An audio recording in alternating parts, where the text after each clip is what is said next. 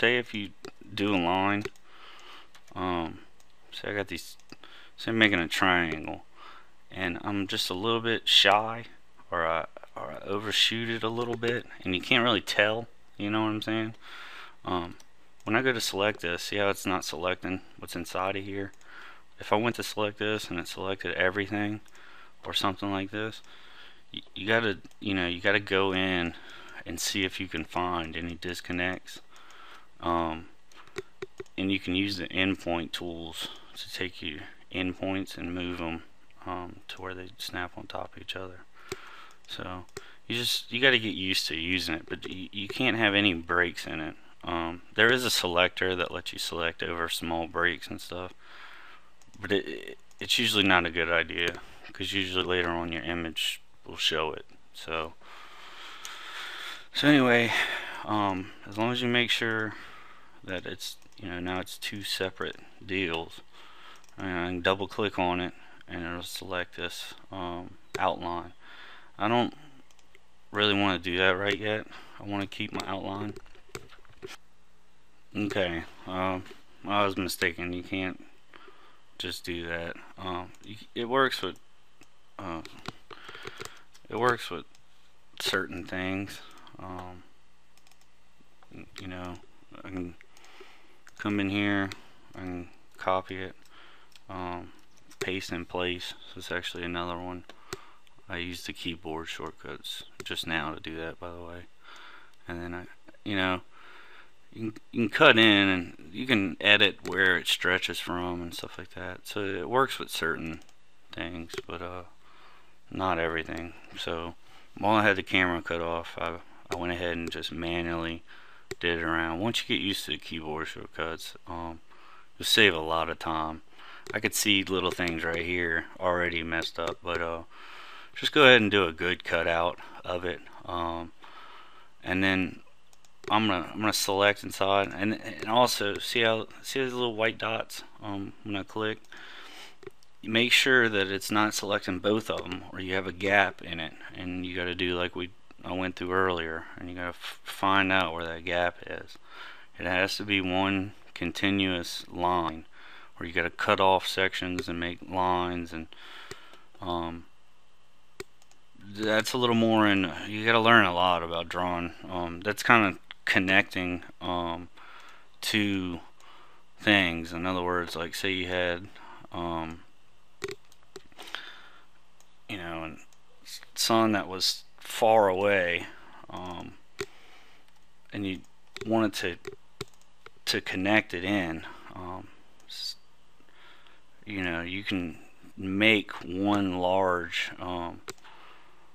graphic, use a selector tool out of one deal. This is kind of a bad example because it's a texture. So you got to learn how to combine sections and cut off sections, depending on what your shirt's going to be. Everything we're doing for shirt, since it's going to be like one solid color all around, you're going to have to kind of learn this kind of theory a little bit, but not too much. So anyway, you go and you make sure that this is one selection and two selections. So I'm going to go ahead and I'm going to select this. I hate to teach it like that. Click out here, click on the paint bucket tool, and then I'm gonna paint this outer part gray, or I guess you can use black, since it's going to be a black on white image. Now I'm going to take the middle of it, I'm going to delete it. That way it's just an image. Now this has all outlines, so you can double click on the line, and get rid of that outline, and you can double click on this line and get rid of that outline. So now you have a perfect, it's not perfect by all means, but you have a good outline. And this is, just like when you had lines on it, you edit it the same way. V selection tool, you can bend you can bend edges and stuff like that, but this is a fill, so you got to think this is a line and this is a line, so you can't just bend the whole line. This is actually two separate lines. But use your back a lot. Sometimes it looks silly. Use the sub selection tool.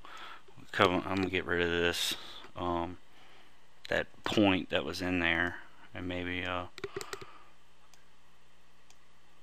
just play around with it till it looks better, you know, than it did.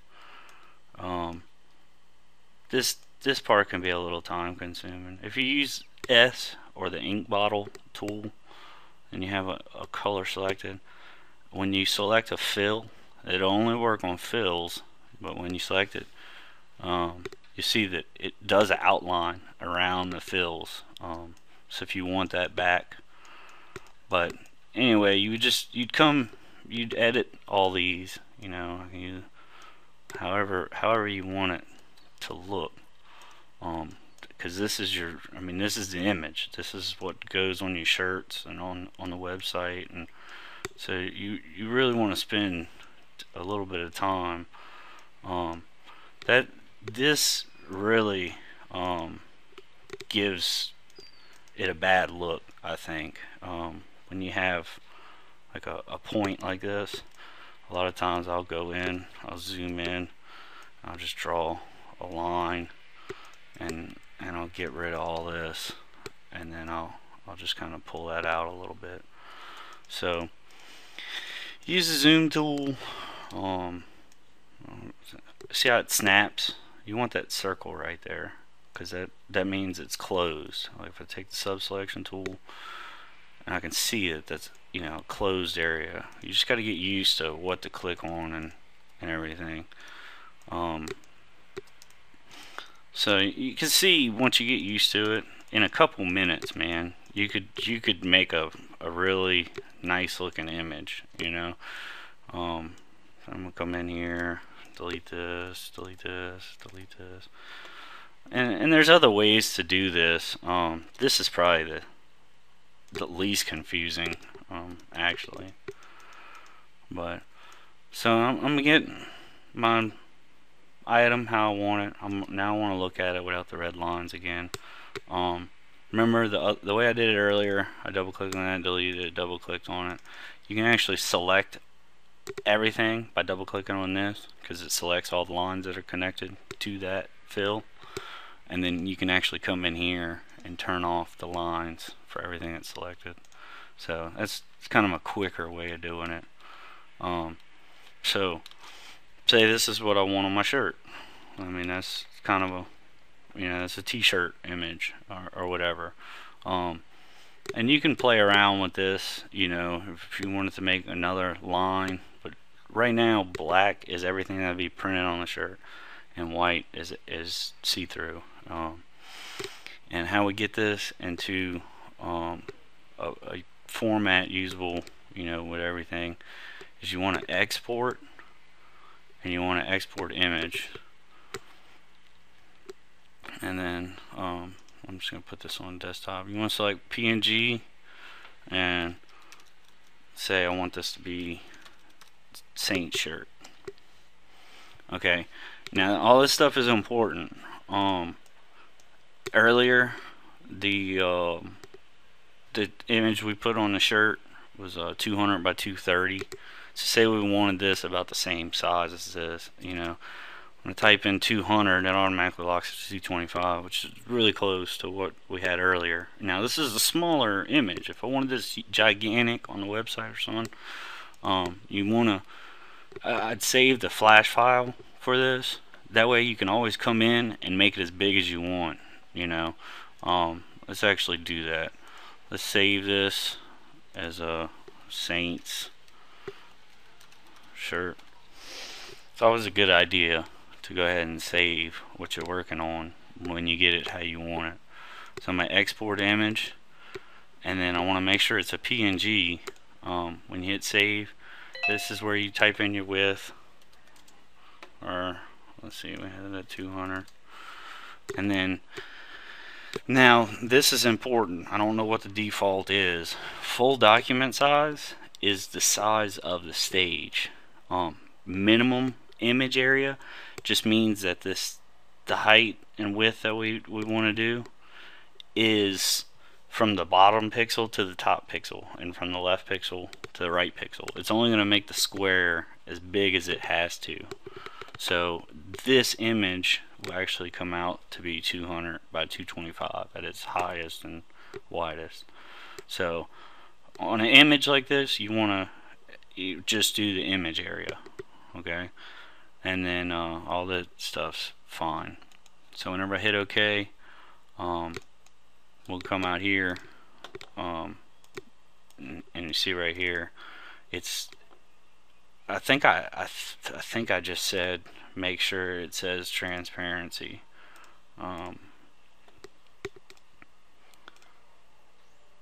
Yeah, I forgot to say that. Make sure it says 24-bit with alpha channel. If it's just 24-bit or whatever, it's alpha channel is the see-through channel. So make sure that says alpha channel. But anyway, so here's our small image. This is for our shirt selector. So this, this is ready to go for that. If you wanted to print a shirt off of this or whatever, then you'd come back in here and export this as like, 2,000, 3,000 pixels. That way it's real crisp. I mean, because you see whenever I zoom into here, once you get your lines more perfect. I mean, this is kind of a quick example, but once you get your lines right, then you can keep blowing it up and it still looks exactly the same. So you want to just export it and change the pixels to something higher if you're using it for something different. I guess I'll go real quick. So here's my transparent thing. I'll just go over this one more time real quick. I'm just going to open up my shirt selector now that I have it. I'm going to come over here. We use V.